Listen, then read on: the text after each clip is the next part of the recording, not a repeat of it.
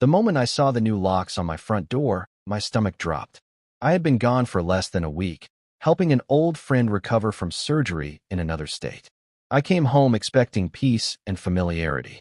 Instead, I stood on my own porch feeling like a stranger. I tried my key twice before the door opened. My son, Michael, stood there looking calm, almost proud of himself. Then he said something I never imagined hearing. "Dad, this house is mine now.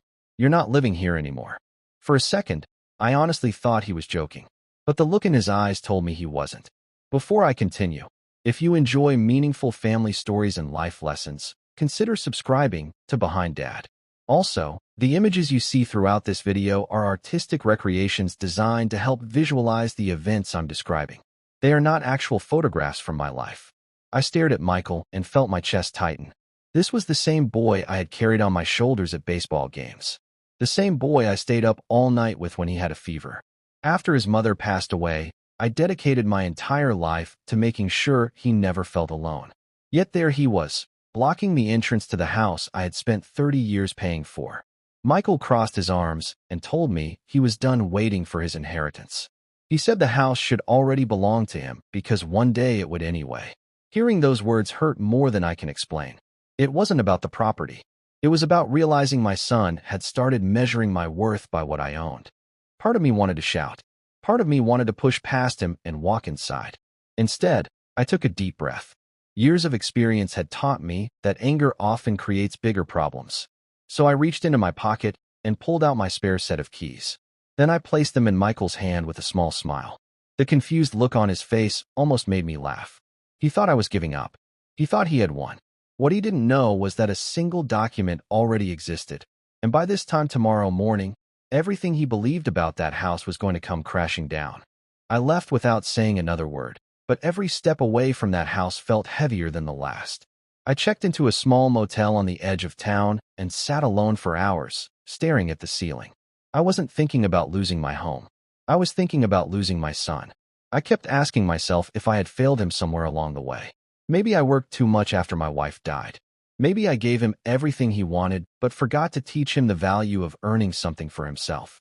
Those thoughts hurt far more than standing outside a locked door. Just after sunrise, my attorney called. His voice was calm and confident. "Everything is ready," he said. "The sheriff is on his way." I thanked him and quietly hung up. There was no joy in my heart. I had never wanted this fight. I only wanted my son to remember who we were before money came between us. About 30 minutes later, I parked across the street from my house. I watched as the sheriff knocked on the front door. Michael opened it with a confident smile, certain he had nothing to worry about. The sheriff politely introduced himself and handed him an official document. I saw Michael glance at the first page, then read it again more slowly. His confident expression disappeared. The paperwork clearly showed that I remained the sole legal owner of the property. Changing the locks had never changed the law. The sheriff explained that preventing the legal homeowner from entering his own house was unlawful and ordered Michael to leave the property. My son tried to argue, but every excuse fell apart against the documents. One by one, he carried his boxes onto the front lawn while neighbors watched in silence. I didn't feel victorious. Watching him lower his head broke something inside me. When the sheriff returned my keys, I unlocked the front door and stepped back inside. The house looked exactly as I had left it, yet it no longer felt like home. Then I noticed a sealed envelope resting on the kitchen counter. My name was written across the front in Michael's handwriting. I opened it slowly, never imagining that the words inside would reveal a secret my late wife had been carrying long before she passed away. My hands were shaking as I unfolded the letter. I expected excuses or another argument, but the first sentence stopped me cold. "Dad, if you're reading this, I'm probably too ashamed to face you." I sat down in the kitchen, the same place where my wife and I used to drink coffee before she became sick. Every corner of that room reminded me of the life we had built together. As I kept reading, my heart grew heavier. Michael admitted that none of this had started with him.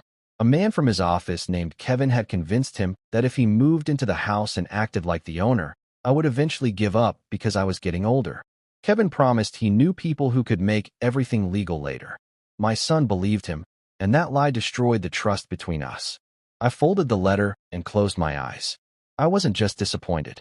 I was wondering how my own son had trusted a stranger more than the father who had spent his entire life protecting him. A few hours later, my phone rang. It was Michael. I could barely recognize his voice through the tears. He told me Kevin had disappeared after borrowing thousands of dollars from him. Every promise had been a scam. Michael said losing the money didn't hurt as much as realizing he had thrown away his relationship with me for someone who never cared about him. He asked if we could meet at the park where I used to take him every Saturday when he was a little boy. When I arrived, he looked exhausted. His eyes were red, and he couldn't even look at me. He apologized again and again, saying he didn't expect forgiveness. I listened quietly because I wanted to know if his regret was real. Then he reached into his backpack and carefully placed a small wooden box in my hands. The moment I saw it, my heart nearly stopped. It was my wife's memory box, the one I believed had disappeared after her funeral years ago. Michael looked at me with tears in his eyes and whispered, "Dad, Mom left one last letter inside. She wanted you to read it only when our family was finally tested." I opened the wooden box with trembling hands. Inside was a sealed envelope in my wife's handwriting. For a moment, I couldn't breathe. It felt like she was sitting beside me again. I carefully unfolded the letter and read every word through tears. She wrote that one day our family might face a test that money could never solve. She reminded us that a home is built with love, sacrifice, and forgiveness, not bricks or legal papers. Then she wrote something that changed my heart forever. If Michael loses his way, don't remember him at his worst. Remember the little boy who always ran into your arms. Give him the chance to become that person again, but make sure he earns your trust with his actions, not his promises. I looked at my son. He wasn't the proud man who had locked me out just days earlier. He was a broken son carrying the weight of his own mistakes. Through tears, he admitted that greed had blinded him and that listening to the wrong people had nearly cost him the only family he had left. I told him forgiveness wasn't something I could give in a single conversation. Trust had to be rebuilt one honest step at a time. But I also told him I wasn't willing to let hatred become the final chapter of our family's story. Over the following months, Michael kept every promise he made. He found a new job, repaid every debt, volunteered on weekends, and slowly earned back my respect. We repaired the old fence together, shared quiet dinners, and laughed about memories we thought were gone forever. The house was still legally mine, but for the first time in years, it truly felt like a home again because peace had returned. Looking back, I realized the greatest victory wasn't winning a legal battle. It was refusing to let bitterness destroy what love still had the power to heal. If this story touched your heart, share your thoughts in the comments because your words may encourage someone facing a similar struggle. Please share this story with someone who needs hope today. Thank you for spending this time with me on Behind Dad. Never let greed speak louder than love, because the strongest family isn't the one that never breaks. It's the one that finds the courage to heal together.